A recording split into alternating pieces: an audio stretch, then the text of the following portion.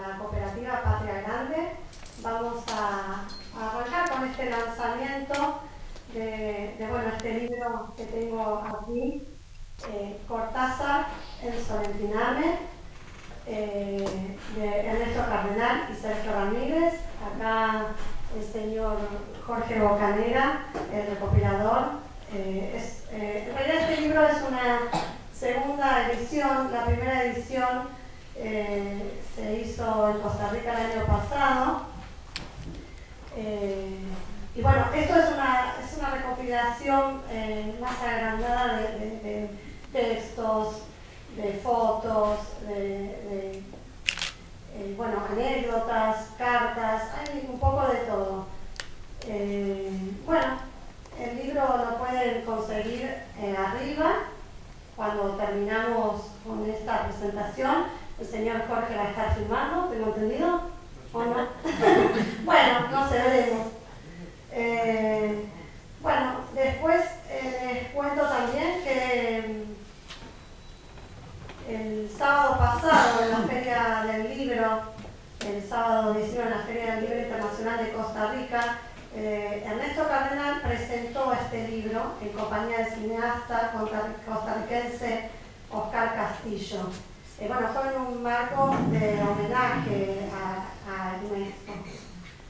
Vamos a arrancar con, acá tenemos a Fernando, que va a leer unos fragmentos del discurso que da Cortázar cuando recibe la Orden de la Independencia Cultural Rubén Darío. En Nicaragua, sí. Bueno, buenas noches. Prefería presentar el micrófono si se escucha al fondo. Como bien dijo Vanina, lo que me toca a mí es acercarles unos fragmentos del discurso que efectivamente dio Cortázar al pueblo de Nicaragua cuando recibió a la gente presente al recibir la Orden de Independencia Cultural Rubén Darío, también llamado discurso denominado Ósmosis entre Revolución y Cultura. Hablábamos un poco con Sergio el otro día con respecto a la edición del libro.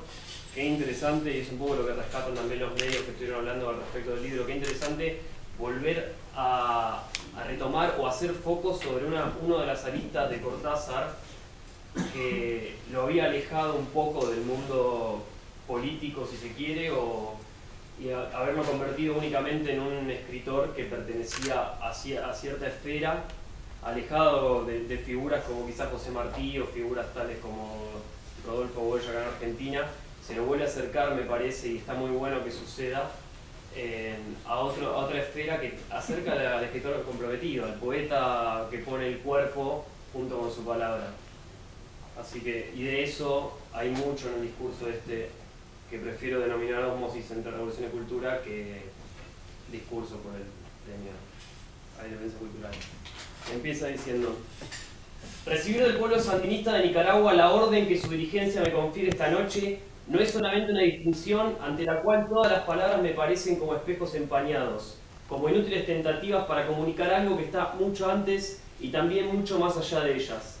Para mí, la Orden Rubén Darío no es solamente esa alta distinción, sino que representa algo, así como el fin de un larguísimo viaje por las tierras y los mares del tiempo, el término del periplo de una vida que entra en su ocaso sin ningún orgullo, pero sin bajar la cabeza.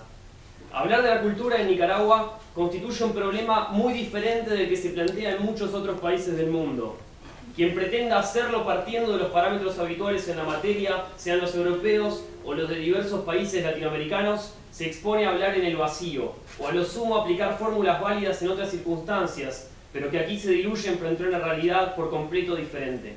Por mi parte, quisiera transmitir mis propias vivencias sin la menor pretensión de agotar un tema inagotable por definición, puesto que la cultura, siempre difícil de definir, exactamente es un proceso que recuerda el mito del Fénix, un proceso cíclico e ininterrumpido a la vez, una dialéctica que incide en la historia y a la vez la refleja, un camaleón mental, sentimental y estético que varía sus colores según las sociedades en las que se manifiesta. Como toda generalización, querer hablar de cultura en abstracto no es demasiado útil, pero sí lo es abordarla dentro de un contexto dado y tratar de comprender su especificidad y sus modalidades, como quisiera hacerlo ahora y aquí. Dejemos pues a otros el tema de las muchas revoluciones en la cultura desde los tiempos más remotos y hablemos concretamente de la cultura en la revolución, en esta revolución que hoy me une más que nunca a ella con un lazo de amor que jamás podré agradecerlo bastante. La cosa es así. Apenas se llega a Nicaragua, la del 19 de julio por supuesto, la palabra cultura empieza a repiquetear en los oídos. Forma parte de una temática y de un programa extremadamente variados. Y basta muy poco tiempo para advertir que esa palabra tiene aquí una connotación de la que carecen países donde solo se la usa en un nivel que algunos llamarían privilegiado, pero que yo prefiero calificar de elitista. Para dar un ejemplo, Nicaragua tiene un Ministerio de Cultura, pero ese ministerio no se parece en nada a muchos de sus homólogos, en los que la noción y la práctica de la cultura siguen respondiendo a esquemas piramidales, o en el mejor de los casos, a la noción de que la cultura es solo uno de los diversos componentes de la estructura social. De inmediato, se tiene aquí la clara sensación de que tanto el Ministerio como cualquiera de las otras instancias del gobierno han expandido desde un primer momento el concepto de cultura, le han quitado ese barniz siempre un poco elegante que tiene, por ejemplo, en el occidente europeo. Han empujado la palabra cultura a la calle, como si fuera un carrito de helados o de frutas. Se la han puesto al pueblo en la mano y en la boca, con el gesto simple y cordial de quien ofrece un banano. Y esa incorporación de la palabra al vocabulario común y cotidiano expresa lo que verdaderamente importa, que no es la palabra en sí, sino lo que ella comporta como carga, su explosiva, maravillosa, riquísima carga actual y potencial para cada uno de los habitantes del país. Y si mi ejemplo está aquí despertando ya el apetito de algunos de ustedes, lo completaré diciendo que en Nicaragua todo lo que es, puede ser o llegará a ser cultura, no me parece visto como un componente autónomo del alimento social, no me parece visto como la sal o el azúcar que se agregan para darle más sabor o más sazón a un plato de comida. Aquí, yo siento que el plato y la cultura son ya una misma cosa. Que en última instancia la cultura está presente en cada uno de los avances, de las iniciativas y de las realizaciones populares. Que no es el privilegio de los que escriben muy bien, o cantan muy bien, o pintan muy bien, sino que la noción parcial de la cultura ha explotado en miles de pedazos que se recomponen en una síntesis cada vez más visible y que comporta igualmente miles de voluntades, de sentimientos, de opciones y de actos. En Nicaragua basta observar la forma en que enormes multitudes escuchan y comprenden discursos en los que se plantean y analizan cuestiones muchas veces complejas, y la forma en que reaccionan frente a manifestaciones artísticas de toda naturaleza, para darse cuenta de que para ellas la noción de cultura no es ya una inalcanzable referencia intelectual, sino un estado de ánimo y de conciencia que busca por todos los medios alcanzar su realización práctica, por encima de los diversos grados de conocimiento que puedan existir en el pueblo sandinista. Ese interés de las masas populares por la cosa pública, por los problemas comunes, por los actos y los eventos más variados, muestran con claridad lo que podríamos llamar la movilización cultural, por difícil y precaria que sea todavía frente a los obstáculos que le ponen los enemigos de dentro y de fuera. Europa se asombra a veces de la multiplicación y la importancia que han llegado a tener los talleres de poesía en Nicaragua. Que la sed y la voluntad de cultura busquen su expresión en tantísimos centros donde jóvenes y menos jóvenes ejercitan la imaginación, gozan del placer de ese inmenso plato de frutas que es el lenguaje cuando se lo saborea, después de elegirlo, pulirlo y morderlo con fruición. Y ahí algo que pasma a otras sociedades, donde la poesía sigue siendo una actividad solitaria y entre cuatro paredes, reducida a un mínimo de publicaciones y de lectores. No es fácil que comprendan hasta qué punto esta actividad no tiene absolutamente nada de cultural en el sentido elitista, sino que es una manifestación de esta otra cultura que estoy tratando de mostrar a los escépticos o a los sorprendidos. Esta cultura que es revolución, porque esta revolución es cultura, sin compartimentaciones selectivas ni genéricas. En efecto, ¿quién hubiera podido soñar hace tan poco tiempo con una colección de pintura y escultura como la que se expone provisionalmente en el Teatro Rubén Darío? ¿Quién, que no tuviera los medios económicos para viajar al extranjero, hubiera podido asomarse a un desfile tan múltiple y complejo de todas las tendencias estéticas dominantes de nuestro tiempo? Todo eso es cultura, pero una cultura que en vez de darse como procesos aislados, salta hacia adelante en la gran ola de la movilización cultural masiva, y la fuerza incontenible de esa ola nace de que la dirigencia del pueblo comparten y se reparten esa misma sed de conocimiento y de belleza. ¿Quién hubiera imaginado aquí una editorial como Nueva Nicaragua, que apenas en sus primeros pasos ha lanzado ya una serie considerable y hermosísima de libros para satisfacer una ansia de lectura que la campaña alfabetizadora ha vuelto multitudinaria? Por cosas así, se comprenderá que alguien como yo no tenga el menor temor de que esta movilización se estanque o se anquilose. El gran camaleón del arte y de las letras, de las artesanías y de la música, inventará nuevos colores cada día en la imaginación de su pueblo. Pero al mismo tiempo sé el precio que desde el 19 de julio se ha venido pagando para que la cultura se difunda y se renueve, un precio que en estos momentos se ha vuelto más alto y más duro que nunca. No olvido aquel jerarca nazi de los años 30, no sé si Goering o Goebbels, que dijo: cuando oigo hablar de la cultura, saco la pistola. La amenaza no era gratuita, porque cuando una cultura es como la que está creando y viviendo el pueblo de Nicaragua, esa cultura es revolucionaria, y resulta inevitable que frente a ella se alcen una vez más las pistolas de quienes buscan esclavos, colonos o lacayos a quienes imponer la ley del amo. Si el pueblo sandinista muestra diariamente que está dispuesto a enfrentar esas pistolas, lo hace con una decisión que solo puede nacer de un sentimiento de plenitud humana,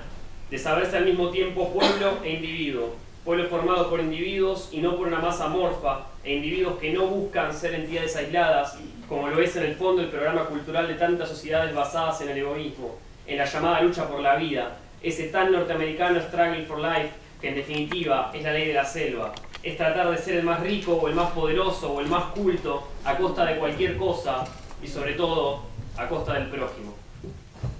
A ustedes tal vez ya no les impresiona como a mí encontrar cada semana los suplementos culturales de los diarios revolucionarios, sin hablar de tantas revistas, programas radiales y televisados y otras incitaciones que pueden mejorarse todavía mucho más, pero que ya están ahí y son parte de la vivencia permanente que tiene el pueblo en materia estética y literaria.